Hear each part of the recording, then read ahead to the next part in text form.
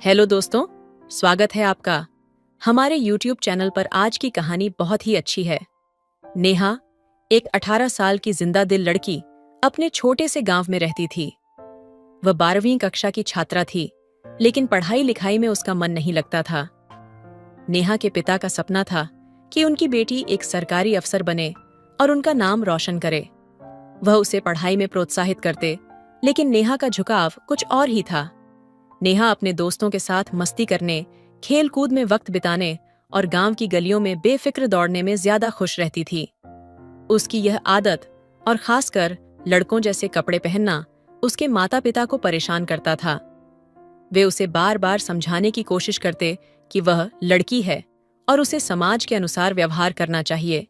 नेहा, लड़कियों जैसे कपड़े पहनो, ये लड़कों के बीच खेल कूद करना बंद करो, तुम्हें पढ़ाई पर ध्यान देना चाहिए, तुम्हारा भविष्य इससे खराब हो जाएगा, उसकी माँ रोज समझाती। लेकिन नेहा अपने मन की मालिक, उनकी बातों पर ध्यान नहीं देती। एक दिन नेहा के पिता का गुस्सा अपने चरम पर पहुंच गया। उन्होंने गुस्से में कह दिया, तुम लड़की नहीं हो नेहा, तुम्हारी हरकतें देखकर लगता है तुम एक किन्नर हो। लड़कों के साथ खेल कूद और उनका जैसा व्यवहार करना ही तुम्हें अच्छा लगता है।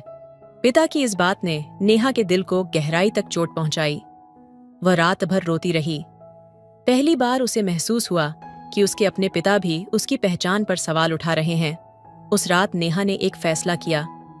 उसने ठान लिया कि वह अपने पिता को गलत साबित करके रहेगी। उसने अपनी जिंदगी को एक नई दिशा देने की ठानी। अगले दिन से ही नेहा ने अपने दोस्तों से दूरी बना ली और अपने पढ़ाई में पूरी लगन से जुट गई। शुरुआत में सबने उसकी बातों को मजाक में लिया। उसके दोस्तों ने ताना मारा, अरे नेहा अब पढ़ाई करेगी, ये तो नामुमकिन है। लेकिन नेहा ने किसी की परवाह नहीं की। नेहा सुबह जल्दी उठती, घंटों पढ़ाई करती और अपने सपनों को पाने के लिए मेहनत करती।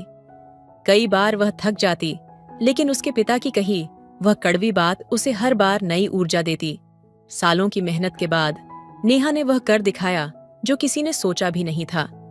उसने सिविल सर्विस परीक्षा पास कर ली और एक बड़ी सरकारी अफसर बन गई। उसके पिता की आंखों में गर्व के आंसू थे। एक दिन जब नेहा ने अपने पिता से कहा, पापा, आपने मुझे किन्नर कहा था, लेकिन वही बात मेरी ताकत बन गई। आज मैं जो कुछ भी हूं, उसमें आपकी बातों का बड़ा हाथ है। तो उसके पिता भावुक हो गए।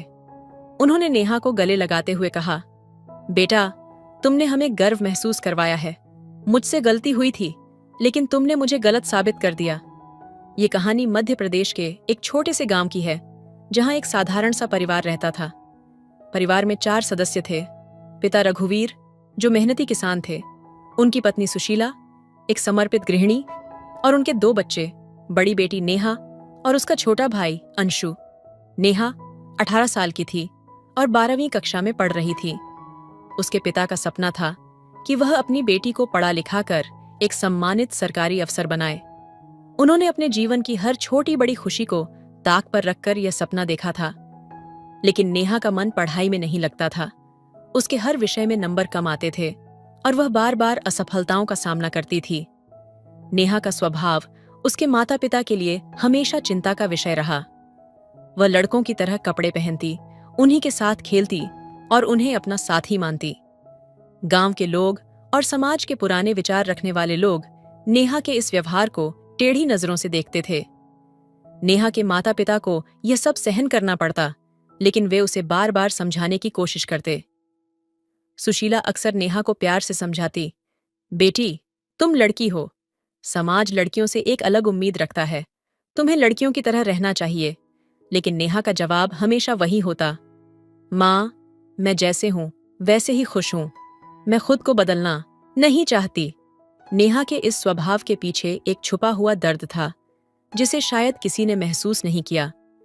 वह समाज की उन बेड़ियों से आजाद रहना चाहती थी जो लड़कियों को सीमित कर देती हैं। नेहा अपने तरीके से जीने की चाह रखती थी, लेकिन अपने पिता के सपने और समाज के दबाव के बीच वह अक्सर खुद को टूटा हुआ महसूस करती। एक दिन रघुवीर ने नेहा से कहा, बेटी, तुम्हारे माता पिता होने के नाते हमने तुम्हारे लिए सपने देखे हैं, लेकिन अगर तुम वही करना चाहती हो जो तुम्हारा दिल कहता है, तो हम तुम्हें रोकेंगे नहीं। बस इतना ध्यान रखना कि तुम्हारे फैसले तुम्हारे भविष्य को बर्बाद न करें। ये सुनकर नेहा की आंखों में आंसू आ गए। उसने पहली बार महसूस किया कि उसके पिता के सपनों के पीछे उनका कितना प्यार और त्याग छिपा है। उसने ठान लिया कि वह पढ़ाई में मेहनत करेगी, लेकिन अपने असली स्वभाव को नहीं बदलेगी। नेहा ने धीरे धीरे पढ़ाई पर ध्यान देना शुरू किया। अपने माता पिता की उम्मीदों को पूरा करने और अपनी पहचान को बनाए रखने की इस जद्दोजहद ने उसे और मजबूत बना दिया। मध्य प्रदेश के एक छोटे से गांव में नेहा के परिवार पर समाज का दबाव दिन प्रतिदिन बढ़ता जा रहा था। नेहा के माता पिता उसकी हरकतों से चिंतित थे। उनकी बेटी का व्यवहार, लड़कों जैसे कपड़े पहनना और उन्हीं के साथ खेलना गांव वालों की चर्चा का विषय बन चुका था। एक दिन नेहा के पिता रघुवीर और मां सुशीला ने फैसला किया कि नेहा को डॉक्टर के पास ले जाया जाए। कहीं ऐसा तो नहीं कि उसकी मानसिक स्थिति ठीक न हो। जब डॉक्टर ने नेहा का पूरा चेकअप किया तो उन्होंने कहा, आपकी बेटी पूरी तरह से स्वस्थ है। ये कोई बीमारी नहीं है, बस उसका व्यक्तित्व है। उसे समझने की कोशिश कीजिए। डॉक्टर की यह बात सुनकर माता पिता थोड़ा आश्वस्त हुए, लेकिन गांव वालों की तीखी टिप्पणियां लगातार उनकी आत्मा को छलनी करती रहीं। लोग कहते, आपकी बेटी तो लड़कों के साथ रहती है, वह लड़की नहीं, किन्नर जैसी है। इन शब्दों ने रघुवीर और सुशीला को भीतर तक हिला दिया। समाज के इस ताने और दबाव ने रघुवीर का धैर्य तोड़ दिया। एक दिन जब नेहा अपने दोस्तों के साथ खेलकर घर लौटी तो रघुवीर गुस्से से भर उठे। उन्होंने नेहा को डांटा और कहा, मुझे तो लगता है तुम लड़की नहीं हो, तुम किन्नर हो, इसलिए तुम लड़कों जैसे कपड़े पहनती हो और उन्हीं के साथ रहती हो। नेहा के लिए यह शब्द किसी तीर की तरह थे। उसने अपने पिता की आंखों में जो निराशा देखी, उसने उसकी आत्मा को झकझोर दिया। आंसुओं से भरी आंखों और कांपती आवाज में नेहा ने जवाब दिया, पिताजी, आप सोचते हैं कि मैं किन्नर हूं, लेकिन मैं आपको एक दिन साबित करके दिखाऊंगी कि मैं किन्नर नहीं, बल्कि आपकी उम्मीदों पर खरी उतरने वाली एक बेटी हूं। उस रात नेहा पूरी तरह टूट चुकी थी। वह अकेले बैठकर सोचने लगी कि क्या वह सच में गलत है, क्या उसका व्यवहार उसके माता पिता और समाज के लिए बोझ बन गया है। लेकिन फिर उसने अपने अंदर एक नई ऊर्जा महसूस की। उसने ठान लिया कि वह अपने तरीके से अपनी पहचान बनाएगी और अपने माता पिता को गर्व महसूस कराएगी। नेहा ने खुद को बदलने की कोशिश नहीं की, बल्कि अपनी सोच और मेहनत को बदल दिया। उसने पढ़ाई पर ध्यान केंद्रित करना शुरू किया। अब उसका हर कदम उसके माता पिता के सपनों और समाज की धारणाओं को चुनौती देने के लिए था।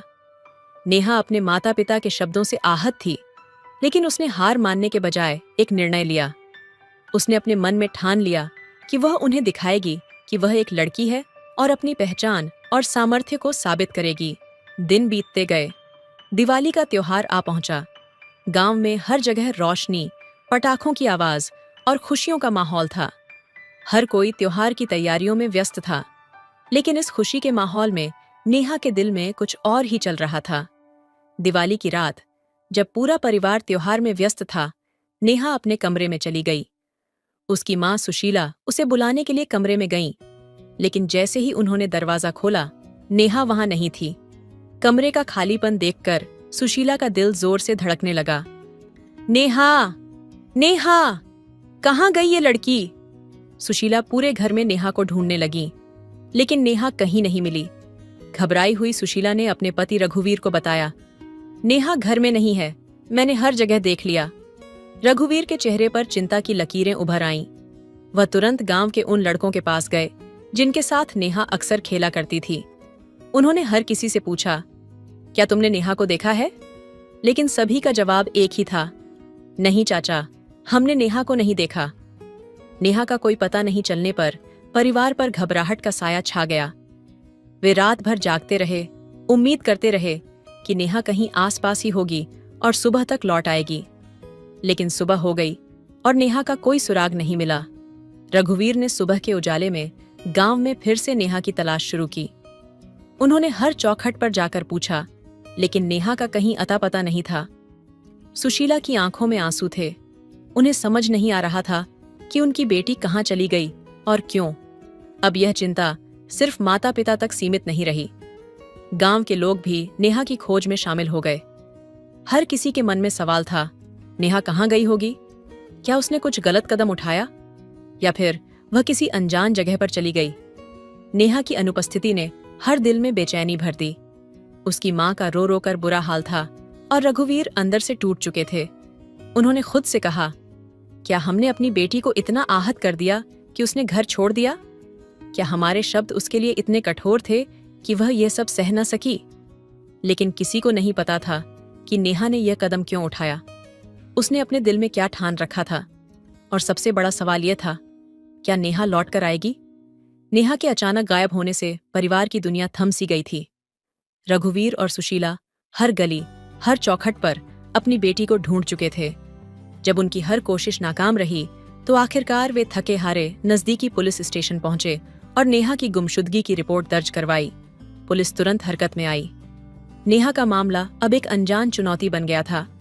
सबसे पहले उन लड़कों से पूछताछ की गई जिनके साथ नेहा खेला करती थी।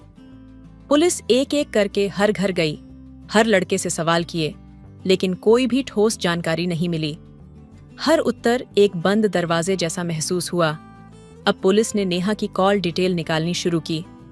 घंटों तक डेटा खंगाला गया, लेकिन वहां भी कोई सुराग नहीं मिला। ये केस हर गुजरते पल के साथ और जटिल होता जा रहा था। नेहा के माता पिता का रो रो कर बुरा हाल था। सुशीला का चेहरा हर बीते दिन के साथ बुझता जा रहा था। उनकी आंखों से आंसू थमने का नाम ही नहीं ले रहे थे। रघुवीर अंदर से टूट चुके थे, लेकिन अपने परिवार को संभालने की कोशिश कर रहे थे। हर रात उनके मन में यही सवाल गूंजता, नेहा कहाँ होगी? क्या वह ठीक होगी? क्या हमने ही उसे इतना आहत कर दिया कि वह हमें छोड़कर चली गई? 1 हफ्ता गुजर गया। पुलिस पूरी ताकत के साथ नेहा की तलाश में जुटी रही, लेकिन हर दिशा में सन्नाटा ही था।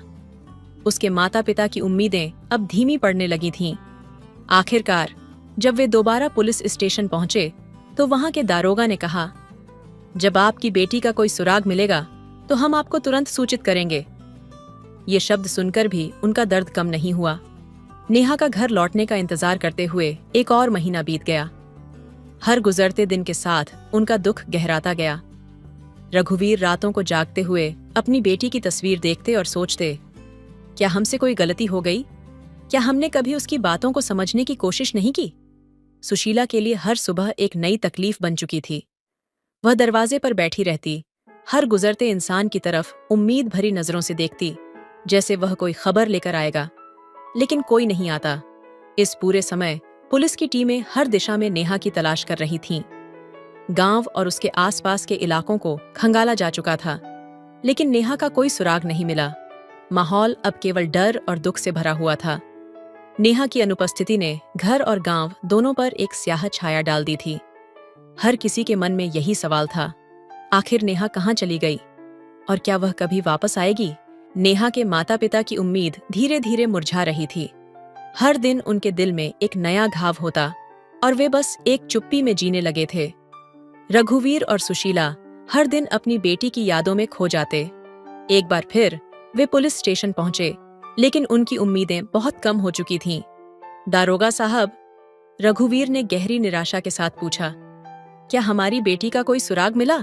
दारोगा साहब ने धीरे से सिर हिलाया। मुझे अफसोस है, लेकिन आपकी बेटी का कुछ भी पता नहीं चला। हम पूरी कोशिश कर रहे हैं, लेकिन अब तक कोई जानकारी नहीं मिल पाई है। दिन धीरे धीरे महीने और फिर महीने सालों में बदल गए। 6 महीने का वक्त बीत गया। एक दिन फिर से रघुवीर और सुशीला पुलिस स्टेशन गए, जहां उन्होंने उम्मीद के साथ दारोगा साहब से पूछा, क्या अब तक हमारी बेटी का कोई पता चला है? दारोगा साहब की आवाज में एक ठंडापन था। आपकी बेटी का केस अब हम बंद कर चुके हैं। फाइल को बंद कर दिया गया है। रघुवीर और सुशीला की आंखों में आंसू थे, लेकिन उनके पास और कोई जवाब नहीं था।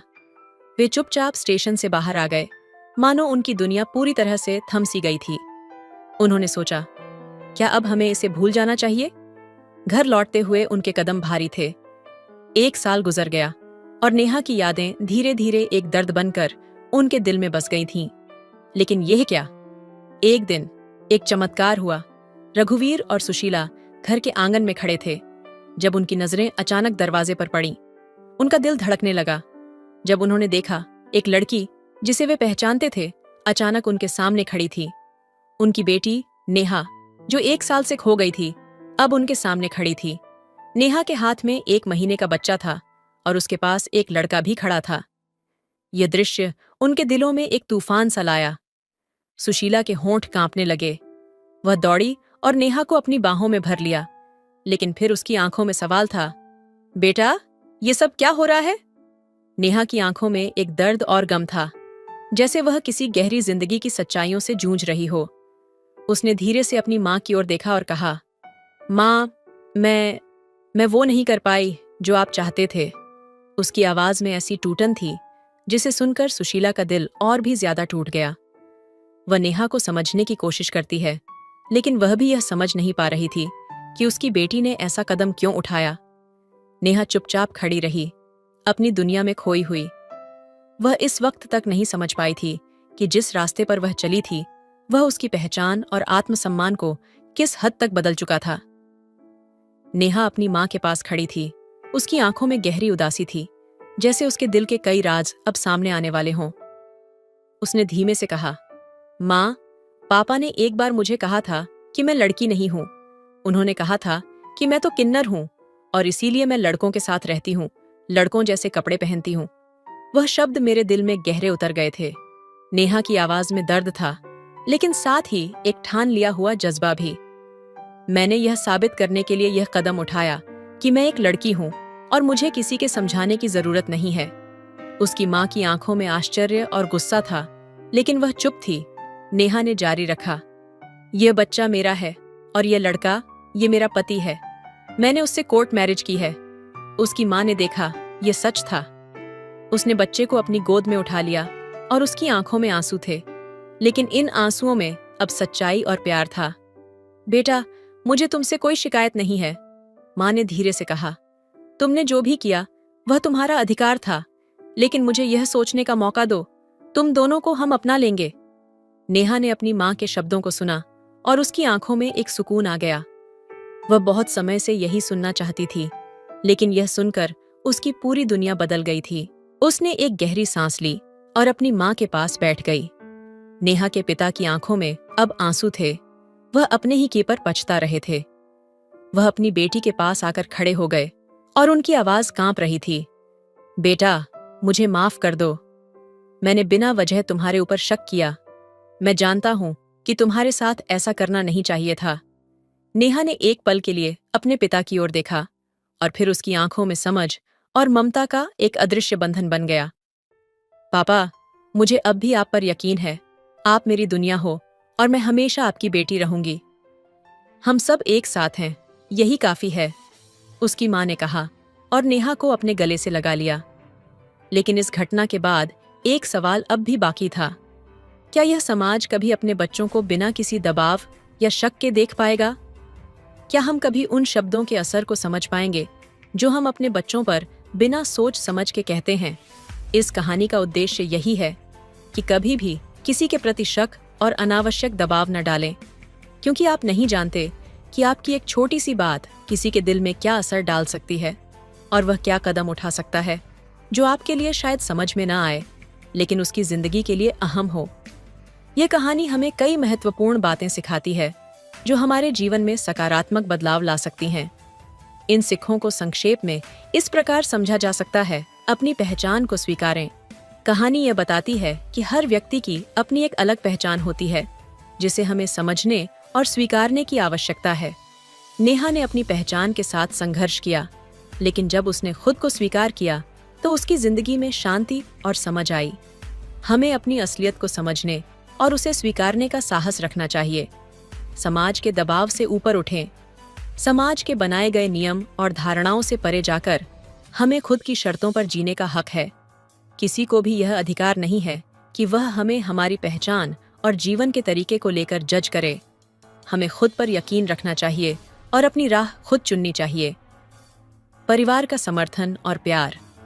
इस कहानी में परिवार का प्यार और समर्थन सबसे महत्वपूर्ण था।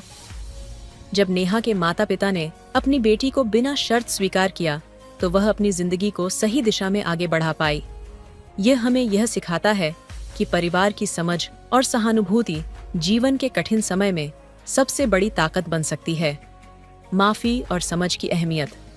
नेहा के पिता ने अपनी बेटी से माफी मांगी और अपनी गलतियों को स्वीकार किया। यह दिखाता है कि माफी मांगना और अपने कार्यों के लिए जिम्मेदारी लेना किसी भी रिश्ते को मजबूत बनाता है।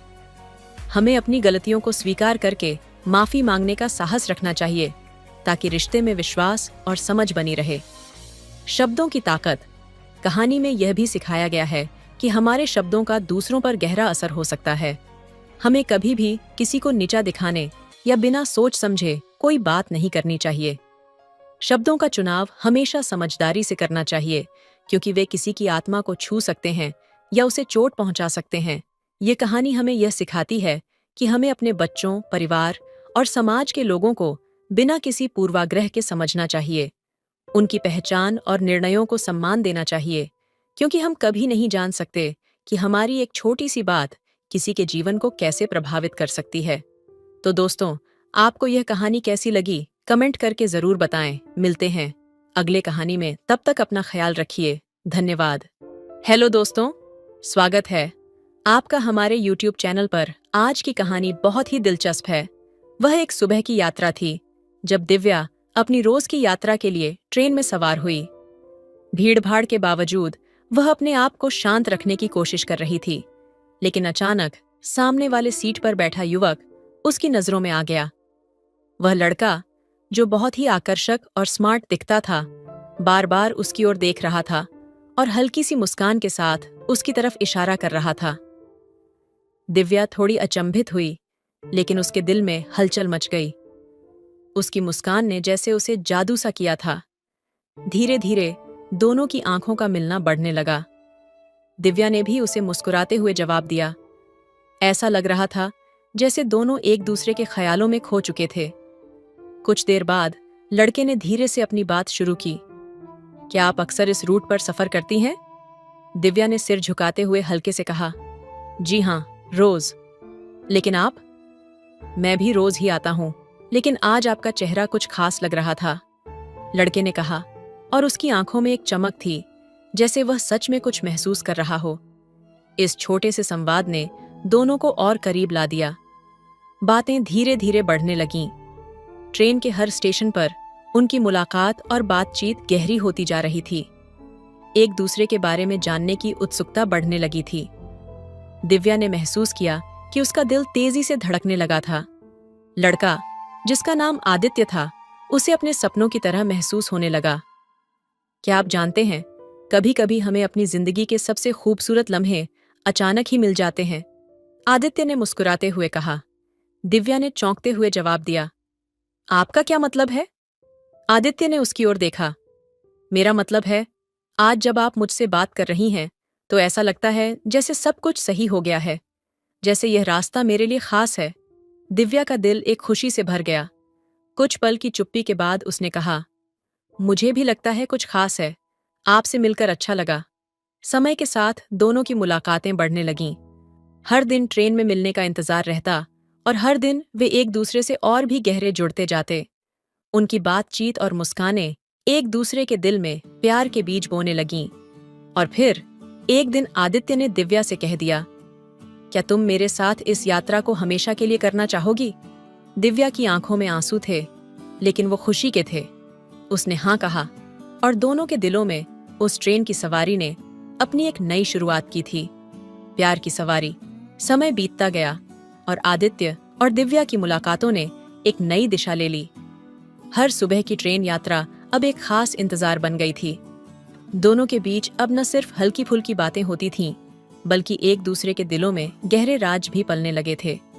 एक दिन जब दिव्या ट्रेन में बैठी थी और आदित्य का इंतजार कर रही थी, उसने देखा कि आदित्य उसके पास आने से पहले ही थोड़ी देर खड़ा होकर उसे देख रहा था। उसकी आंखों में एक गहरी भावनाओं का तूफान था। जब आदित्य सामने आया तो दिव्या ने मुस्कान के साथ पूछा, क्या हुआ? आज कुछ अलग लग रहे हो। आदित्य ने अपनी नजरें दिव्या की आंखों में डालीं और कहा, तुमसे मिलने से पहले मैं कभी नहीं जानता था कि किसी से इतना जुड़ाव महसूस हो सकता है। तुम्हारे बिना ये ट्रेन की यात्रा अब अधूरी सी लगती है। तुमसे हर दिन बात करके, हर पल तुम्हारे साथ बिताकर मुझे ऐसा महसूस होता है जैसे मेरी जिंदगी में एक नया रंग आ गया हो। दिव्या के दिल में हलचल मच गई। उसका चेहरा गुलाबी हो गया और वह कुछ कहने से पहले थोड़ी देर चुप रही। फिर उसने कहा, मुझे भी यही लगता है।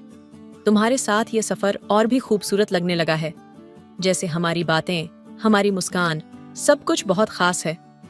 आदित्य ने उसकी बातों को महसूस किया और बिना कुछ कहे उसने दिव्या का हाथ अपने हाथों में ले लिया।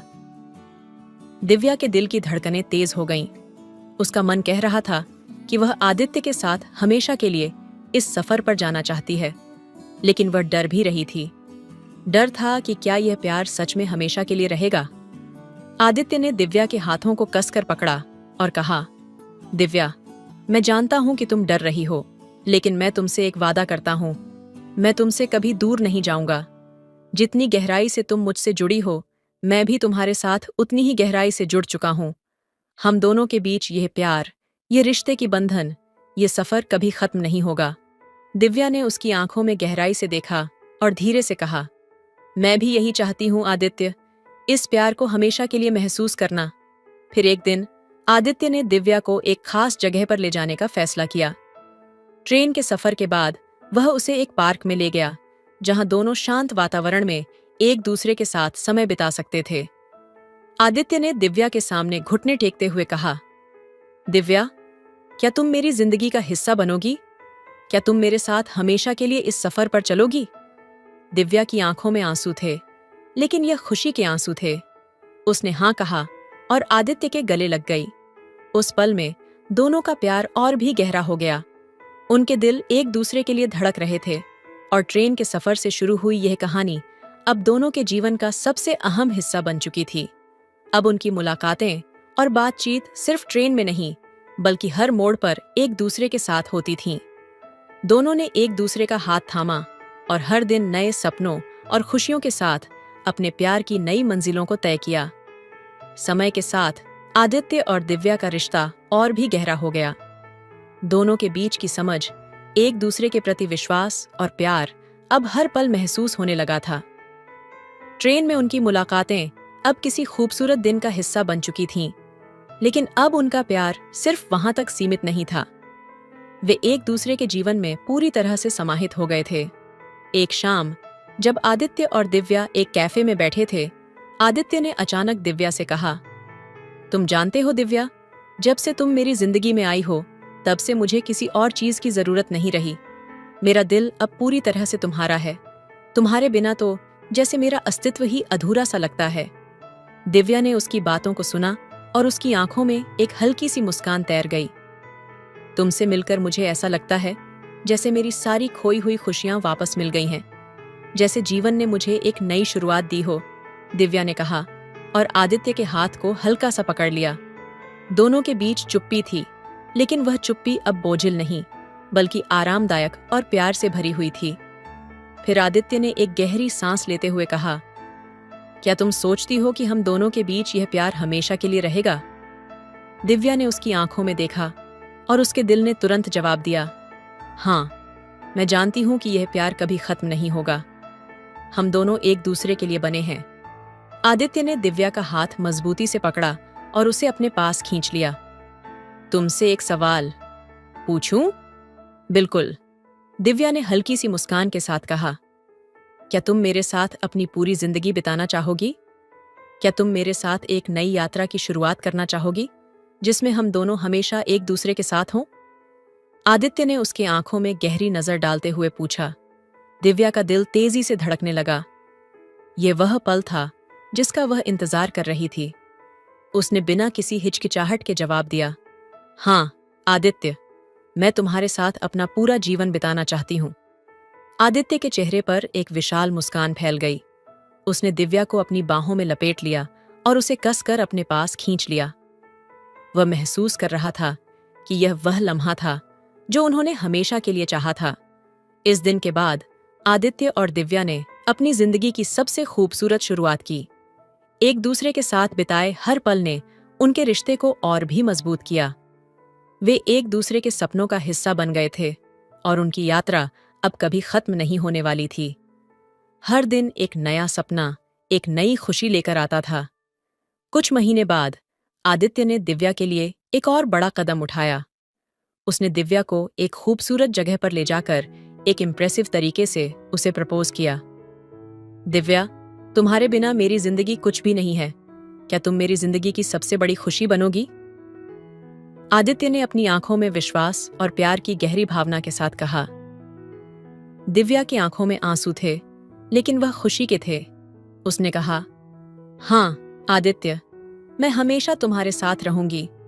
इस तरह आदित्य और दिव्या की प्रेम कहानी एक नई ऊंचाई पर पहुंच गई और दोनों ने अपने जीवन की सबसे बड़ी यात्रा की शुरुआत की। एक यात्रा जो हमेशा के लिए एक दूसरे के साथ थी। दिव्या और आदित्य के रिश्ते ने अब एक नई गहराई पकड़ ली थी, लेकिन उस गहराई के साथ कुछ ऐसा था जो नजर नहीं आ रहा था, कुछ ऐसा जो उनके बीच सस्पेंस बना हुआ था। उनकी नजदीकी और प्यार अब सबके लिए एक मिसाल बन चुका था, लेकिन दोनों के बीच एक अजीब सी खामोशी भी थी, जैसे हर पल कुछ और होने वाला हो जो उन्हें पता नहीं था। एक शाम जब आदित्य और दिव्या समुद्र के किनारे अकेले बैठे थे, दोनों की आंखों में एक अजीब सी बेचैनी थी। समुद्र की लहरों की आवाज, जो कभी उन्हें शांति देती थी, अब एक नई बेचैनी पैदा कर रही थी। आदित्य ने अचानक दिव्या का हाथ पकड़ा और उसकी आंखों में गहरी नजर डालते हुए कहा, दिव्या, मैं तुमसे कुछ बेहद महत्वपूर्ण बात करना चाहता हूं। दिव्या ने उसकी ओर देखा। उसकी आंखों में एक सवाल था। क्या हुआ आदित्य? तुम इतने गंभीर क्यों हो? आदित्य के चेहरे पर एक हल्का तनाव था। वह कुछ कहने के पहले बहुत देर तक चुप रहा। फिर उसने कहा, मैं चाहता हूं कि तुम जानो, तुम्हारे साथ बिताए गए हर पल ने मुझे अपने बारे में बहुत कुछ सोचने पर मजबूर किया है। मैं तुमसे बहुत प्यार करता हूं, लेकिन अब मैं यह भी महसूस करता हूं कि हमारी जिंदगी के कुछ ऐसे पहलू हैं जिन्हें हमें अभी तक सामने नहीं लाया है। दिव्या ने उसकी ओर ध्यान से देखा। वह जानती थी कि आदित्य की भावनाएं सच्ची हैं, लेकिन उसकी बातों में एक रहस्य भी था। क्यों? क्या ऐसा कुछ है जिसे तुम मुझसे छुपाना चाहते हो? दिव्या ने धीमे से पूछा। आदित्य ने सिर झुकाते हुए कहा, नहीं दिव्या, ऐसा नहीं है, पर कुछ बातों को हमें एक साथ सुलझाना होगा। कुछ चीजें हैं जो हमारे रिश्ते को एक नए मोड़ पर ले जा सकती हैं। उसकी आवाज में गहरी चिंता थी, जैसे वह किसी अनजानी परेशानी का सामना कर रहा हो। क्या तुम मुझे बताओगे? दिव्या की आंखों में सच्ची चिंता थी और उसकी आवाज में एक गहरी आत्मीयता थी। उसने आदित्य के हाथ को कसकर पकड़ा, जैसे उसे टूटने से बचाना चाहती हो। आदित्य ने एक गहरी सांस ली। दिव्या, मैं जो कुछ भी कह रहा हूं वह मेरे दिल से निकल रहा है। मैं चाहता हूं कि तुम मुझे समझो। मेरे जीवन में एक रहस्य है जिसे मैंने कभी तुमसे साझा नहीं किया। ये कुछ ऐसा है जो मेरे अतीत से जुड़ा है और जो अगर तुम जानोगी तो शायद तुम्हें बहुत बुरा लगेगा। दिव्या की धड़कन तेज हो गई। उसकी आंखों में सवाल थे, लेकिन उसे महसूस हुआ कि यह वह पल है जब आदित्य को पूरी तरह से समझना और स्वीकारना होगा। तुम मेरे लिए जितने महत्वपूर्ण हो, उतने ही मेरे लिए तुम्हारे राज भी हैं। अगर तुम चाहो तो मैं तुम्हारे साथ मिलकर हर चुनौती का सामना करूंगी। आदित्य की आंखों में एक कशमकश थी। तुम सच में मुझे समझने के लिए तैयार हो? आदित्य ने पूछा, जैसे वह यह जानना चाहता हो कि दिव्या को उसकी कमजोरियों का सामना करने के लिए तैयार किया जा सकता है। हमने मिलकर बहुत कुछ पार किया है आदित्य। अगर तुम सच में मुझे अपना मानते हो तो मैं तुम्हारी हर बात समझने के लिए तैयार हूं। दिव्या ने पूरी सच्चाई से कहा। उसकी आवाज में एक तरह का विश्वास था, एक ऐसा विश्वास जो उसने खुद के लिए भी कभी महसूस नहीं किया था। आदित्य ने दिव्या की ओर देखा और फिर धीरे धीरे एक टुकड़ा चुप्पी में बसा लिया। मैं तुम्हें एक बात बताऊं दिव्या, आदित्य ने कहा, मेरे अतीत में एक गहरी दर्दनाक कहानी है जो अब तक मैं किसी से नहीं कह सका। मैं जानता हूं कि अगर तुम इसे जानोगी तो शायद तुम मुझसे दूर हो जाओ, लेकिन मैं चाहता हूं कि तुम जानो, तुम्हारे बिना मेरी जिंदगी कुछ भी नहीं है। दिव्या की आंखें सवालों से भरी हुई थीं, लेकिन उसने आदित्य के हाथ को और कसकर पकड़ लिया, जैसे उसे ढूंढने के लिए कुछ जरूरी था। तुमसे कोई बात हो या न हो, मैं तुम्हारे साथ हूं आदित्य। तुम जितना चाहो खुलकर मुझसे बात करो। आदित्य ने एक लंबी सांस ली और फिर, जैसे उसे एक और कदम बढ़ाने का साहस मिला, उसने कहा, मैं तुम्हें बताता हूं। उस रात की खामोशी ने दोनों के बीच एक नई शुरुआत की और आदित्य ने दिव्या को अपनी जिंदगी का सबसे गहरा राज बताया।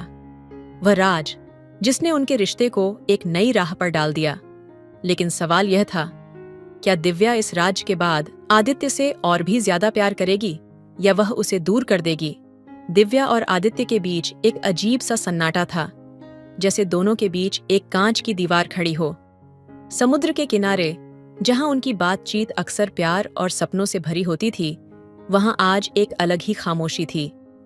आदित्य के शब्दों ने जैसे हवा में एक नई हलचल पैदा कर दी थी। वह पहले कभी ऐसा गंभीर नहीं था।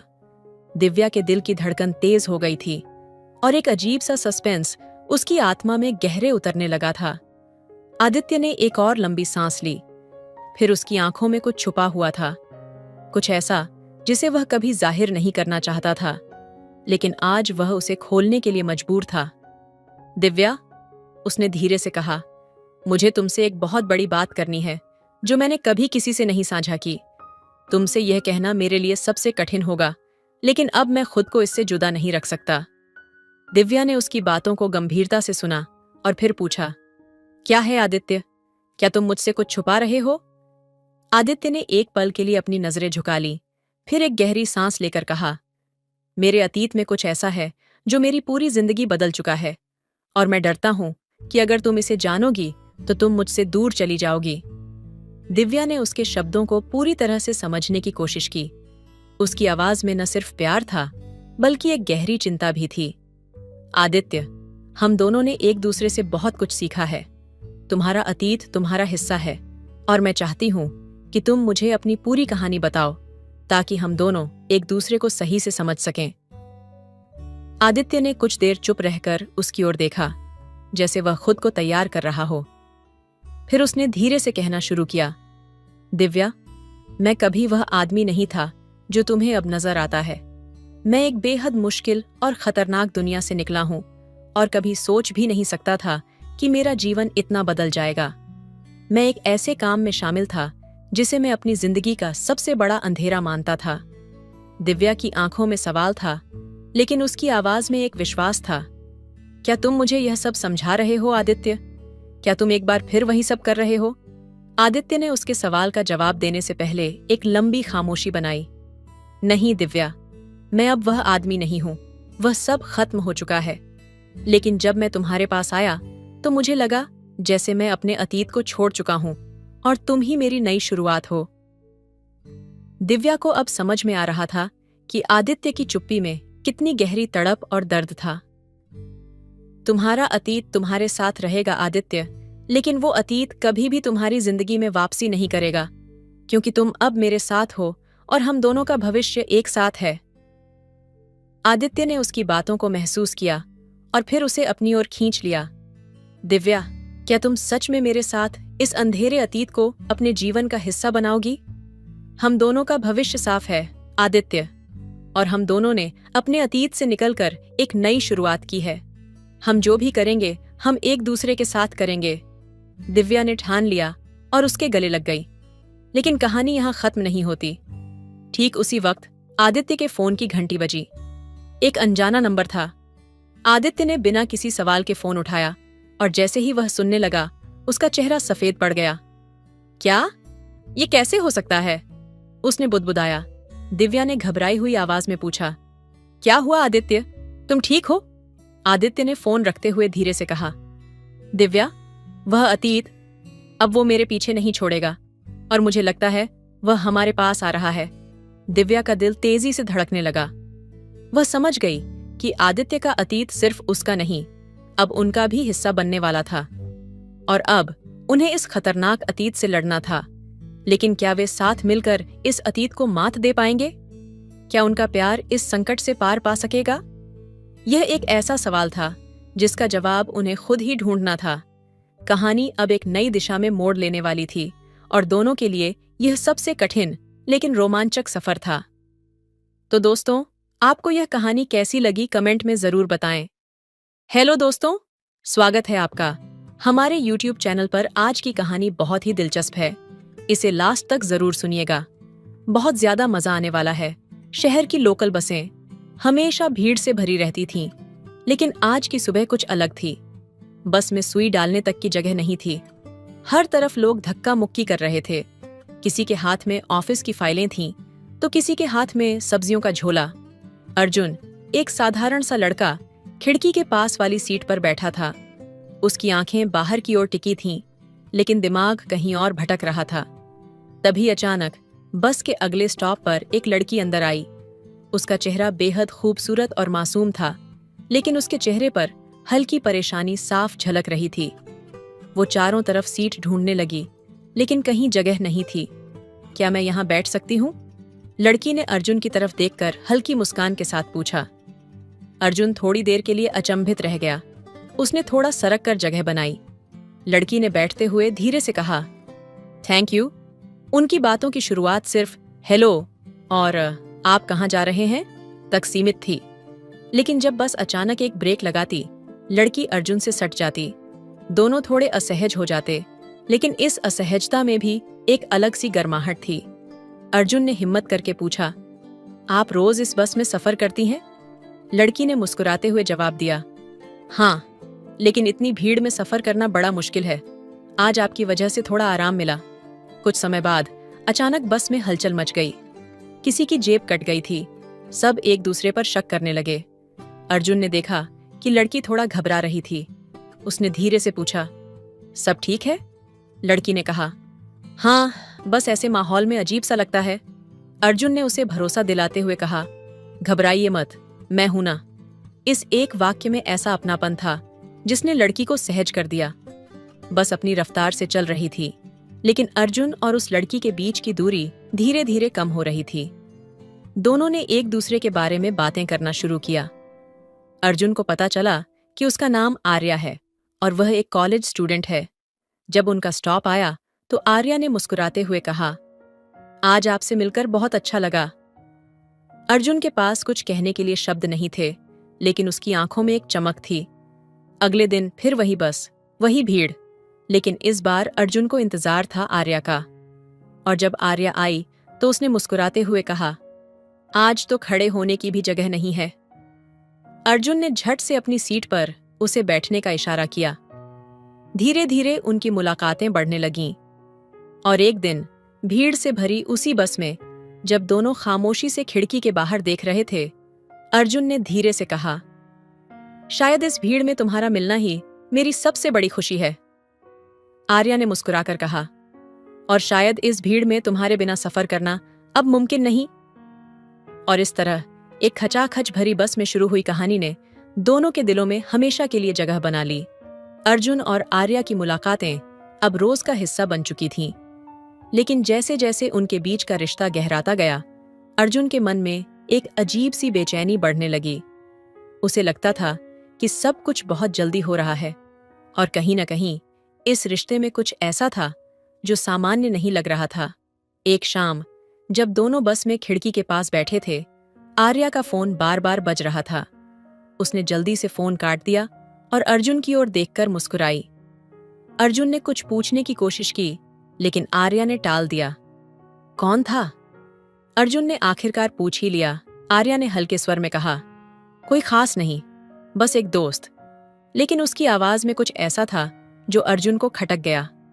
कुछ दिनों बाद बस की वही भीड़भाड़ और वही धक्का मुक्की। अर्जुन ने देखा कि एक अजनबी आदमी आर्या को घूर रहा था। उसकी नजरें आर्या के लिए कुछ अजीब सी लग रही थीं, जैसे वो उसे पहचानता हो। अर्जुन ने तुरंत आर्या से पूछा, तुम उसे जानती हो?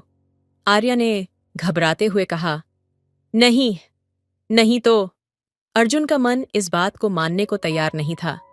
उस आदमी की नजरें, आर्या का झेंप जाना और अचानक माहौल का भारी हो जाना, ये सब कुछ सही नहीं लग रहा था। रात को अर्जुन देर तक जागता रहा। वो सोचने लगा, क्या मैं आर्या को सच में जानता हूं? क्या उसने अपनी जिंदगी के बारे में कुछ छिपाया है? अगले दिन उसने आर्या से सीधे सीधे पूछ लिया, आर्या, क्या तुम मुझसे कुछ छिपा रही हो? आर्या ने पहले तो हंसते हुए बात को टाल दिया, लेकिन जब अर्जुन ने जोर दिया तो उसकी हंसी अचानक गायब हो गई। उसने गहरी सांस लेते हुए कहा, अर्जुन, मेरी जिंदगी में कुछ चीजें ऐसी हैं जिनके बारे में बात करना आसान नहीं है। अर्जुन ने उसे भरोसा दिलाते हुए कहा, तुम मुझसे सब कुछ कह सकती हो। लेकिन इससे पहले कि आर्या कुछ कह पाती, बस अचानक एक तेज झटके के साथ रुकी। वही अजनबी आदमी जिसे अर्जुन ने पहले देखा था, बस में चढ़ा। उसकी आंखों में एक अजीब सी चमक थी। आर्या ने उसे देखा और उसका चेहरा सफेद पड़ गया। वो तुरंत उठी और अर्जुन से बोली, मुझे यहां से जाना होगा। आर्या, रुको, क्या हो रहा है? अर्जुन ने घबराते हुए कहा। नहीं अर्जुन, तुम नहीं समझोगे, मैं तुम्हें खतरे में नहीं डाल सकती, आर्या ने कहा और भीड़ में गायब हो गई। अर्जुन उसे रोक नहीं सका। उसकी आंखों में सवालों का तूफान था। वो अजनबी आदमी भी बस से उतर गया।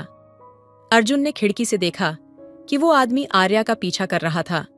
उस रात अर्जुन ने फैसला किया कि वो आर्या की सच्चाई जाने बिना चैन से नहीं बैठेगा।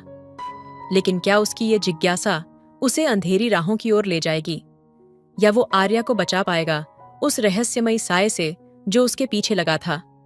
अर्जुन के सवालों का जवाब उसकी हिम्मत और प्यार की गहराई में छिपा था। लेकिन क्या ये प्यार उसे बचाएगा या तबाह कर देगा? अर्जुन की जिंदगी में सब कुछ थम गया था। आर्या के अचानक गायब होने और उसके पीछे छिपे राज ने उसे बेचैन कर दिया था। उसने हर जगह आर्या को ढूंढने की कोशिश की, लेकिन हर बार खाली हाथ लौटना पड़ा। एक दिन उसे आर्या की एक झलक बस से उतरते हुए मिली, लेकिन उसके साथ एक अजनबी व्यक्ति था। वो आदमी आर्या के करीब था और आर्या का चेहरा कुछ ऐसा था जैसे उसने हार मान ली हो। अर्जुन ने चुपचाप उनका पीछा किया। वे दोनों एक सुनसान गली में रुके। अर्जुन ने देखा कि वो आदमी आर्या से गुस्से में बात कर रहा था। उसकी आवाज थोड़ी तेज थी, लेकिन शब्द स्पष्ट नहीं थे। आर्या उसकी बातों से डरी हुई लग रही थी। अर्जुन के कदम अपने आप आगे बढ़े। आर्या, उसने पुकारा। आर्या ने पीछे मुड़कर देखा। उसकी आंखों में डर था। अर्जुन, तुम यहां क्यों आए? उसने घबराई आवाज में कहा। वो आदमी अर्जुन की ओर मुड़ा। उसकी नजरों में संदेह और क्रोध था। तुम कौन हो? उसने सख्त लहजे में पूछा। मैं आर्या का दोस्त हूं, अर्जुन ने मजबूती से जवाब दिया, और आपसे कह रहा हूं कि उसे छोड़ दें। उस आदमी ने हंसते हुए कहा, तुम नहीं जानते ये लड़की किसके साथ जुड़ी हुई है। ये सब तुम्हारी सोच से परे है। वापस चले जाओ, वरना पछताओगे। आर्या ने अर्जुन से कहा, प्लीज यहां से चले जाओ, ये जगह तुम्हारे लिए सुरक्षित नहीं है। लेकिन अर्जुन टस से मस नहीं हुआ। आर्या, मैं तुम्हें इस हालत में नहीं छोड़ सकता। मुझे फर्क नहीं पड़ता कि क्या हुआ है, मैं तुम्हारे साथ हूं। अचानक वो आदमी गुस्से से भड़क उठा। उसने कदम बढ़ाया, लेकिन आर्या ने बीच में आकर उसे रोक दिया। उसे मत छुओ, वो मेरे लिए सब कुछ है, उसने साहस भरे स्वर में कहा। आदमी की आंखें सिकुड़ गईं। अगर तुमने मेरी बात नहीं मानी तो इसका अंजाम अच्छा नहीं होगा, उसने धमकी दी। इस बीच अर्जुन ने आर्या का हाथ पकड़ा और कहा, चले चलो, हमें इस जगह से दूर जाना होगा।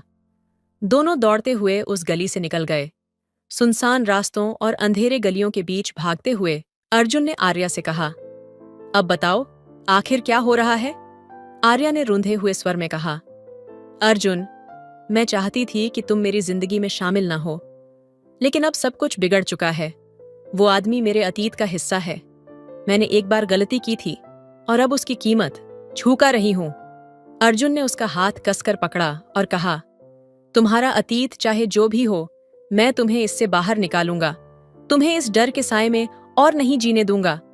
उनके चारों तरफ का अंधेरा जैसे घना होता जा रहा था, लेकिन अर्जुन और आर्या का हाथ एक दूसरे का सहारा था। आगे की राहें मुश्किल थीं। क्या अर्जुन और आर्या अपने डर और अतीत से भाग पाएंगे, या उनका सामना ऐसे सच से होगा जो उनके रिश्ते को बदल कर रख देगा? उनकी किस्मत अंधकार में छिपी थी, और उस अंधकार को चीरने का साहस अर्जुन और आर्या के प्यार पर निर्भर था। अर्जुन और आर्या सुनसान गलियों में भागते रहे, जैसे अंधेरा उन्हें निगलने को तैयार हो। ठंडी हवा उनकी सांसों को और भारी बना रही थी। आखिरकार वे एक पुरानी उजाड़ इमारत में छिप गए। जगह पर सन्नाटा था, लेकिन दोनों के दिलों में तूफान मच रहा था। अब और छुपने की जरूरत नहीं है, मुझे सब सच बताओ आर्या, अर्जुन ने थकी हुई आवाज में कहा। उसकी आंखों में दर्द और जिज्ञासा थी। आर्या ने अपने हाथ घुटनों पर रखे और गहरी सांस ली। उसकी आंखों से आंसू टपकने लगे। अर्जुन, मैं तुम्हें नहीं बताना चाहती थी, लेकिन अब इससे बचा नहीं जा सकता। मेरा अतीत बहुत गहरा और अंधेरा है। वो आदमी कौन था, और उसने ऐसा क्या कहा जो तुम्हें इतना डरा गया? अर्जुन ने सख्त लहजे में पूछा। आर्या ने कहा, उस आदमी का नाम विराट है। वो मेरे अतीत का वो हिस्सा है जिसे मैं मिटाना चाहती थी। कुछ साल पहले मैं अपनी जिंदगी की सबसे बड़ी गलती में फंस गई। विराट ने मुझे अपनी जाल में फंसाया। वो दिखने में एक साधारण इंसान था, लेकिन उसकी दुनिया खतरनाक थी। वो एक गिरोह का हिस्सा था और उसने मुझे उनके कामों में फंसा लिया। मैंने कुछ गलत किया और तब से वो मुझ पर नजर रखता है। अर्जुन ने गहरी सांस लेते हुए पूछा, तुमने क्या किया था? आर्या की आवाज कांपने लगी। मैंने उसके कहने पर एक पैकेज पहुंचाया था। मुझे लगा था ये कुछ साधारण चीज होगी, लेकिन वो पैकेज किसी के लिए खतरा बन गया। उसकी वजह से एक आदमी की जिंदगी तबाह हो गई और तब से विराट मुझे ब्लैकमेल कर रहा है। अर्जुन के चेहरे पर गुस्सा और चिंता दोनों थे। तुमने मुझे क्यों नहीं बताया? मैं तुम्हारी मदद कर सकता था। आर्या ने हंसते हुए कहा, तुम नहीं समझते अर्जुन। विराट जैसा आदमी किसी को नहीं छोड़ता। वो मुझे हमेशा के लिए अपने शिकंजे में रखना चाहता है और अब तुम भी खतरे में हो। तभी दरवाजे के बाहर हलचल हुई। विराट के लोग इमारत के अंदर आने की कोशिश कर रहे थे। आर्या ने घबराते हुए कहा, वो आ गए हैं, हमें यहां से निकलना होगा। नहीं, अर्जुन ने ठहरते हुए कहा, अब भागने का वक्त नहीं है। मुझे किसी भी हाल में तुम्हें इस सब से बाहर निकालना है। आर्या ने उसकी ओर देखा। उसकी आंखों में डर और उम्मीद दोनों थे। लेकिन कैसे? वो बहुत ताकतवर हैं। अर्जुन ने उसका हाथ पकड़ा। हम उनके खिलाफ लड़ेंगे। तुम्हारा अतीत जितना भी अंधेरा हो, मैं तुम्हें उस अंधकार से बाहर लाने की हर संभव कोशिश करूंगा। लेकिन उनके पास समय कम था। विराट के लोग दरवाजे पर आ चुके थे। अर्जुन और आर्या को एक बार फिर उस अंधेरे का सामना करना था, जो हर पल और गहरा होता जा रहा था। क्या उनका प्यार इस खतरनाक खेल में जीत पाएगा, या उनका अतीत उनकी जिंदगी के हर उजाले को निगल लेगा? अंधकार में छिपे सच और पछतावे का यह साया उनकी किस्मत को किस दिशा में ले जाएगा, ये समय ही बताएगा। अर्जुन और आर्या किसी तरह उस अंधेरी इमारत से बाहर निकले और एक सुनसान सड़क पर आ गए। शहर की हलचल उनसे कोसों दूर थी और उनके चारों ओर बस सन्नाटा था। सड़क के किनारे एक पुरानी फैक्ट्री की इमारत दिख रही थी। दोनों ने फैसला किया कि वहां कुछ देर के लिए छिपा जा सकता है। फैक्ट्री में घुसते ही अर्जुन ने आर्या की तरफ देखा। उसकी सांसें तेज चल रही थीं और आंखों में डर अब भी कायम था। लेकिन इस बार अर्जुन ने उसे नहीं छोड़ा। उसने धीरे से आर्या का हाथ पकड़ा और उसे अपने करीब खींच लिया। आर्या, तुम जितना भी डर लो, मैं तुम्हारे साथ हूं। मैं तुम्हारे इस डर और अंधकार को तुम्हारी जिंदगी से मिटा दूंगा। आर्या ने उसकी ओर देखा। उसकी आंखों में पहली बार सुकून की झलक थी। अर्जुन, मैं नहीं जानती कि तुम ये सब क्यों कर रहे हो। मेरा अतीत तुम्हें भी अंधकार में ले जा सकता है। मैं तुम्हारे लिए खतरा बन सकती हूं। अर्जुन ने उसकी बात काटते हुए कहा, प्यार खतरे की परवाह नहीं करता आर्या। अगर तुम्हारा अतीत अंधकार है, तो मैं वो दिया बनूंगा जो तुम्हें रास्ता दिखाए। आर्या ने उसकी बात सुनकर आंखें बंद कर लीं। उसकी आंखों से आंसू बहने लगे, लेकिन इस बार वे आंसू डर के नहीं, बल्कि अर्जुन के प्रति भरोसे के थे। उसने अर्जुन के सीने से लगकर कहा, मैंने कभी सोचा नहीं था कि कोई मुझे मेरे अतीत से बचाने के लिए इतना आगे जाएगा।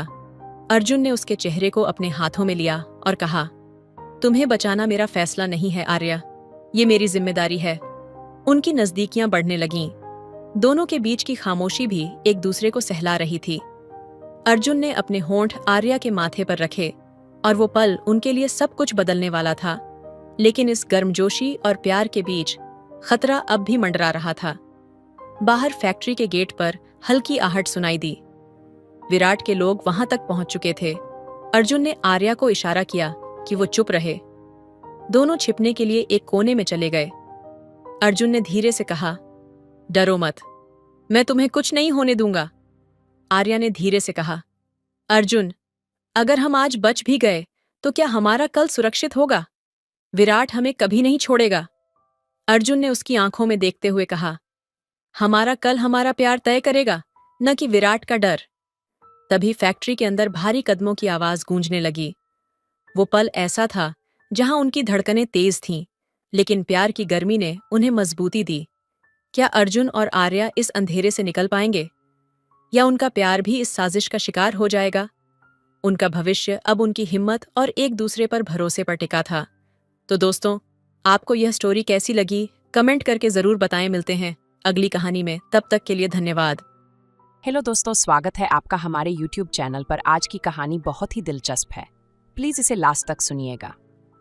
गांव के बीचों बीच बनी किराने की दुकान पर हर सुबह हलचल होती। इस दुकान के मालिक मोहन अंकल एक 60 वर्षीय सरल स्वभाव के व्यक्ति थे। उनकी दुकान ही उनकी दुनिया थी।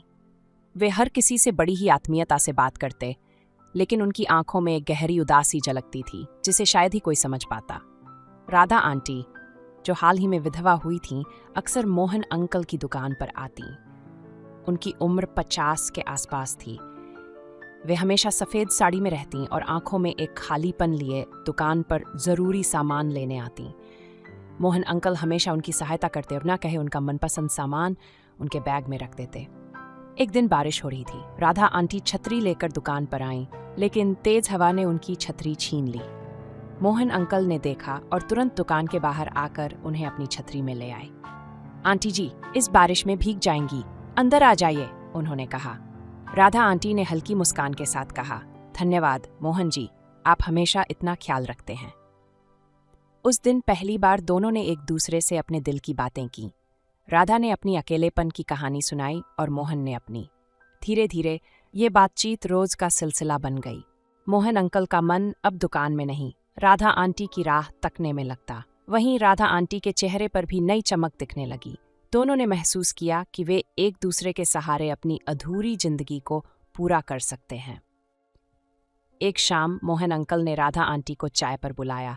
चाय की महक और हल्की बारिश के बीच मोहन ने कहा, राधा जी, मैंने जिंदगी में बहुत कुछ खोया है, पर आपके साथ हर पल जीने का एहसास हुआ है। क्या आप मेरी अधूरी जिंदगी को अपना सहारा देंगी? राधा आंटी की आंखें भर आईं। उन्होंने कहा, मोहन जी, मैं भी बहुत अकेली हूँ। अगर आपके साथ मेरे जीवन में थोड़ी खुशी आ सके तो मैं खुशी खुशी इसे अपनाऊंगी। उस दिन से दोनों ने अपने अकेलेपन को एक दूसरे के प्यार से भर दिया। उनका रिश्ता गांव वालों के लिए चौंकाने वाला था ना, लेकिन उन्होंने समाज की परवाह किए बिना एक दूसरे का सहारा बनने का फैसला किया। इस तरह अधूरी सांसों ने प्यार के सहारे फिर से जीने की वजह पाली। राधा और मोहन का रिश्ता धीरे धीरे उनकी जिंदगी में एक नई रोशनी लेकर आया था, लेकिन गांव का समाज इस बदलाव को स्वीकारने के लिए तैयार नहीं था। तानों और आलोचनाओं ने दोनों की खुशियों पर काले बादल मंडरा दिए। एक दिन जब राधा आंटी मोहन अंकल की दुकान पर गईं, तो उन्होंने देखा कि मोहन चुपचाप बैठे हैं। क्या बात है मोहन जी, आप इतने गुमसुम क्यों हैं? राधा ने पूछा। राधा, लोग हमारे रिश्ते को गलत समझते हैं। मुझे डर है कि तुम्हें मेरी वजह से और परेशानी न झेलनी पड़े। राधा ने गंभीरता से जवाब दिया, मोहन जी, हमने जिंदगी में बहुत कुछ सहा है। ये वक्त हमारा है। अगर हम डर गए तो ये प्यार अधूरा रह जाएगा। समाज ने धीरे धीरे दोनों पर दबाव बनाना शुरू कर दिया। किसी ने राधा के घर पर पत्थर फेंके तो किसी ने मोहन की दुकान पर गंदी बातें लिख दी। एक दिन गांव के मुखिया ने मोहन से कहा, तुम दोनों ने हमारी परंपराओं का मजाक बना दिया है। या तो ये रिश्ता खत्म करो या ये गांव छोड़ दो। मोहन ने मजबूती से जवाब दिया, हमने किसी की जिंदगी में दखल नहीं दिया। हमें भी जीने का हक है। लेकिन मुखिया की धमकी ने मोहन को अंदर से हिला दिया। मोहन ने राधा से कहा, शायद हमें इस रिश्ते को यहीं खत्म देना चाहिए। मैं तुम्हारे लिए और मुश्किलें नहीं खड़ी करना चाहता। राधा ने गहरी नजरों से मोहन को देखा और कहा, अगर प्यार इतना कमजोर होता तो ये समाज कभी सच्चे प्यार की कहानियां न सुनता। मैं तुम्हारे साथ खड़ी हूं, चाहे दुनिया हमारे खिलाफ क्यों न हो। राधा और मोहन ने तय किया कि वे गांव को छोड़कर एक नई जगह अपनी जिंदगी शुरू करेंगे। उन्होंने अपने कुछ सामान बांधा और स्टेशन जाने का फैसला किया, लेकिन गांव वालों को उनकी योजना की भनक लग गई। रामपाल और उसके साथी स्टेशन पर पहुंच गए। हालांकि इस बार उन्होंने हिंसा का सहारा नहीं लिया, बल्कि तानों और धमकियों से उन्हें डराने की कोशिश की। अगर तुम लोग यहां से गए तो ये गांव तुम्हारे परिवारों को कभी माफ नहीं करेगा, रामपाल ने कहा। लेकिन मोहन ने पहली बार बिना डरे कहा, हमने अपनी जिंदगी जीने का हक खुद कमाया है।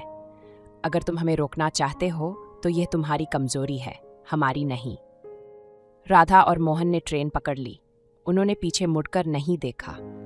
नई जगह पर उन्होंने एक छोटी सी दुकान खोली और अपनी जिंदगी को नए सिरे से शुरू किया। हालांकि उनकी राह आसान नहीं थी, लेकिन उनके बीच का प्यार हर मुश्किल को पार करने की ताकत देता था। उन्होंने एक नई कहानी लिखी जो ये सिखाती है कि प्यार समाज की बंदिशों से ऊपर होता है। उनकी जिंदगी भले ही संघर्ष से भरी रही, लेकिन उनका प्यार ये संदेश छोड़ गया कि सच्चा प्यार किसी भी परिस्थिति में हार नहीं मानता। नई जगह पर पहुंचकर राधा और मोहन ने एक छोटी सी दुकान खोली। वहां का माहौल गांव जैसा सख्त नहीं था, लेकिन अनजाने शहर में जिंदगी की शुरुआत करना आसान नहीं था। दुकान के काम में दोनों ने अपनी पूरी ताकत झोंक दी। धीरे धीरे उनकी मेहनत रंग लाई और उनका छोटा सा व्यापार चलने लगा। राधा और मोहन अब पहले से ज्यादा समय साथ बिताने लगे। सुबह की चाय से लेकर रात के खाने तक उनकी हर छोटी बड़ी बात में एक गहराई थी। एक शाम जब दुकान जल्दी बंद हो गई, मोहन ने राधा के लिए अपने हाथों से खाना बनाया। मोहन जी, ये क्या? आपने इतना सब कुछ क्यों बनाया? राधा ने मुस्कुराते हुए पूछा। मोहन ने हंसते हुए जवाब दिया, सोचा तुम्हें कुछ पल आराम दूं। राधा की आंखें भर आईं। वह जानती थी कि इस नई जिंदगी में उनका संघर्ष भले जारी था, लेकिन मोहन का प्यार हर दर्द को सहलाने के लिए काफी था। उस रात जब मोहन ने राधा के लिए उनके बालों में तेल लगाया, तो राधा ने धीरे से कहा, मोहन जी, आपने मुझे फिर से जीना सिखाया है। अगर आप न होते तो शायद मैं कभी मुस्कुराना भूल ही जाती। मोहन ने हल्की मुस्कान के साथ जवाब दिया, तुम मेरी जिंदगी की आखिरी और सबसे खूबसूरत वजह हो राधा। तुम्हारे बिना मैं अधूरा हूं। उनकी जिंदगी में सब कुछ ठीक चल रहा था जब एक दिन गांव से रामपाल का एक संदेश आया। उसने उनकी दुकान के पते का पता लगाकर एक धमकी भरा पत्र भेजा। उसमें लिखा था, तुम चाहे जहां भी जाओ, हम तुम्हें चैन से जीने नहीं देंगे। गांव की इज्जत लौटाने का वक्त आ गया है। राधा ने पत्र पढ़ते ही डर के मारे मोहन की ओर देखा। मोहन जी, क्या यह कभी खत्म होगा? मोहन ने उसकी ओर देखा और मजबूती से कहा, राधा, अब हम डरकर नहीं जिएंगे। अगर उन्होंने हमारी राह में रोड़े अटकाए तो हम उनसे लड़ेंगे। ये जिंदगी हमारी है और इसे हमें अपने तरीके से जीने का पूरा हक है। उस रात राधा और मोहन ने पहली बार अपनी जिंदगी के हर अनकहे दर्द को एक दूसरे के साथ साझा किया। मोहन ने बताया कि कैसे उन्होंने अपनी पहली पत्नी को खोने के बाद खुद को अकेलेपन में डुबो दिया था। वहीं राधा ने अपने पति के गुजरने के बाद की मुश्किलों को साझा किया। राधा ने कहा, मैंने सोचा था कि मेरी जिंदगी खत्म हो गई है, लेकिन तुमने मुझे दिखाया कि प्यार उम्र और हालात से परे है। मोहन ने उसकी आंखों में झांकते हुए कहा, और तुमने मुझे सिखाया कि प्यार का मतलब केवल साथ होना नहीं, बल्कि हर मुश्किल में साथ खड़े रहना है। अगले दिन उनकी दुकान पर एक अजनबी आया। वह रामपाल का भेजा हुआ आदमी था। उसने कहा, तुम्हें वापस गांव आना होगा। मुखिया ने तुम्हारी वापसी के लिए पंचायत बुलाने का आदेश दिया है। मोहन ने शांत स्वर में जवाब दिया, हम अब किसी पंचायत का हिस्सा नहीं हैं। हमारी जिंदगी के फैसले अब हम खुद करेंगे। अजनबी ने धमकी भरे लहजे में कहा, यह तुम्हारा आखिरी मौका है। अगर तुम वापस नहीं आए तो अंजाम बुरा होगा। राधा और मोहन ने फैसला किया कि वे किसी भी धमकी के आगे झुकेंगे नहीं। उन्होंने अपने नए दोस्तों और पड़ोसियों से मदद मांगी। धीरे धीरे उनका समर्थन बढ़ने लगा। राधा ने एक दिन मोहन से कहा, हमने बहुत सहा है, लेकिन अब वक्त आ गया है कि हम अपना डर खत्म करें। हमारे प्यार की ताकत किसी भी चुनौती से बड़ी है। मोहन ने उसके हाथ को थामते हुए कहा, तुम सही कहती हो, हम अपने प्यार को दुनिया के सामने साबित करेंगे। ये लड़ाई अब केवल हमारी नहीं, हर उस प्यार करने वाले की है जिसे समाज ने दबाने की कोशिश की है। दोनों ने मिलकर गांव जाने का फैसला किया। अब वे डरने वाले नहीं थे। यह उनका आखिरी संघर्ष था जिसे वे पूरे साहस और जोश के साथ लड़ने वाले थे। राधा और मोहन ने फैसला कर लिया था कि वे गांव वापस जाकर समाज से अपने प्यार के लिए लड़ेंगे। लेकिन यह फैसला जितना आसान था उतना नहीं। उनके प्यार के नाव बढ़ा दी। लेकिन उस प्यार की गहराई के साथ कुछ अनकहे डर और भावनाओं का तूफान भी आ रहा था। गांव लौटने पर उनका सामना वही तानों भरी निगाहों और पुराने दुश्मनों से हुआ। लोग उन्हें देखकर फुसफुसाने लगे। मुखिया रामपाल ने पंचायत बुला ली और सबके सामने कहा, तुम दोनों ने इस गांव की इज्जत मिट्टी में मिला दी है। क्या उम्र और रिश्तों का कोई मतलब नहीं बचा है तुम्हारे लिए? राधा ने साहस के साथ जवाब दिया, इज्जत समाज की सोच से नहीं, इंसान के कर्मों से बनती है, और हमारा प्यार कोई अपराध नहीं है। ये हमारे दिल का फैसला है और इसे हम किसी की दया या इजाजत से नहीं जीते। लेकिन यह केवल सामाजिक दबाव नहीं था जो उनकी परीक्षा ले रहा था। मोहन के दिल में धीरे धीरे एक अजीब सा डर पैदा होने लगा। गांव की सारी नफरत, ताने और धमकियों ने उसे भीतर ही भीतर कमजोर कर दिया। वह सोचने लगा कि शायद राधा को उससे दूर होना चाहिए ताकि वह अपने जीवन को शांति से जी सके। एक रात जब राधा सो रही थी, मोहन ने उसके चेहरे को देखते हुए बुदबुदाया, तुम्हारे लिए यह सब झेलना ठीक नहीं है राधा। शायद मेरा प्यार तुम्हारे लिए मुश्किलें ही लाता है। उसके दिल में एक अजीब सी कशमकश थी। वह राधा को प्यार करता था, लेकिन उसे इस दर्द से बचाना चाहता था। अगले दिन मोहन ने राधा से कहा, शायद हमें अलग हो जाना चाहिए। मैं तुम्हारे लिए परेशानी का सबब बन रहा हूं। राधा की आंखों में गुस्सा और दर्द दोनों झलकने लगे। ये क्या कह रहे हो मोहन जी? क्या प्यार सिर्फ तब तक टिकता है जब तक सब कुछ ठीक हो? मुश्किलों का सामना करना भी तो प्यार का हिस्सा है। मोहन ने सिर झुका लिया। राधा, तुम्हारे बिना मैं कुछ भी नहीं हूं, लेकिन मैं नहीं चाहता कि समाज तुम्हें और चोट पहुंचाए। तुमने पहले ही बहुत सहा है। राधा ने गहरी नजरों से मोहन की ओर देखा और कहा, अगर तुमने मुझे छोड़ा तो ये समाज नहीं, तुम मेरा सबसे बड़ा दर्द बन जाओगे। हमारा रिश्ता समाज से बड़ा है, इसे तुम इतनी आसानी से खत्म नहीं कर सकते। रात में दोनों ने अब दर्द और प्यार को खुलकर साझा किया। मोहन ने राधा को अपने डर बताए और राधा ने उसे अपने भरोसे का एहसास कराया। उस रात बारिश की हल्की बूंदों के बीच दोनों ने पहली बार अपने प्यार को हर बंदिश से परे महसूस किया। मोहन ने राधा के हाथ को पकड़ते हुए कहा, तुम्हारी ताकत ही मेरी ताकत है। अगर तुमने मुझ पर भरोसा रखा है तो मैं खुद पर भरोसा करना नहीं छोड़ूंगा। राधा ने उसके गले लगते हुए कहा, यह लड़ाई अब हमारी है और हमें इसे साथ लड़ना है, चाहे कुछ भी हो जाए। लेकिन उनके प्यार का यह पल ज्यादा देर तक नहीं टिक सका। अगली सुबह उनकी दुकान पर किसी ने आग लगा दी। मोहन ने भागकर दुकान बचाने की कोशिश की, लेकिन धुएं में उनका दम घुटने लगा। राधा ने अपनी जान की परवाह किए बिना मोहन को बाहर खींचा। गांव के लोग दूर खड़े तमाशा देख रहे थे, लेकिन कोई मदद के लिए आगे नहीं आया। मोहन ने थके हुए और जलते हुए स्वर में कहा, राधा, यह आग हमारे प्यार को नहीं बुझा सकती। दुकान जल चुकी थी, लेकिन उनका हौसला नहीं। अब यह लड़ाई केवल उनके प्यार की नहीं, बल्कि उनके अस्तित्व की बन चुकी थी। दोनों ने तय किया कि वे समाज से भागने की बजाय अपनी जगह और सम्मान के लिए खड़े रहेंगे। राधा ने मोहन का हाथ थामते हुए कहा, हमारा प्यार इस आग से भी ज्यादा ताकतवर है, इसे कोई मिटा नहीं सकता। मोहन ने राधा की आंखों में झांकते हुए कहा, अगर दुनिया हमारे खिलाफ है तो हमें और मजबूत होना होगा।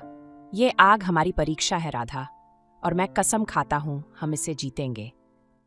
राधा की आंखों में आंसू थे, लेकिन वे कमजोरी के नहीं बल्कि हौसले के थे। उसने कहा, हमारा प्यार कोई कमजोरी नहीं, ये हमारी ताकत है। चलो इस राख से अपनी नई दुनिया बसाते हैं।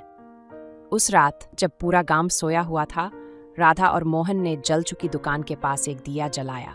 वो दिया उनके हौसले की निशानी था। उन्होंने फैसला किया कि वे हर मुश्किल का सामना करेंगे और अपनी मेहनत से सब कुछ दोबारा खड़ा करेंगे। अगली सुबह राधा और मोहन ने उसी जल चुकी जमीन पर खड़े होकर गांव वालों को संबोधित किया।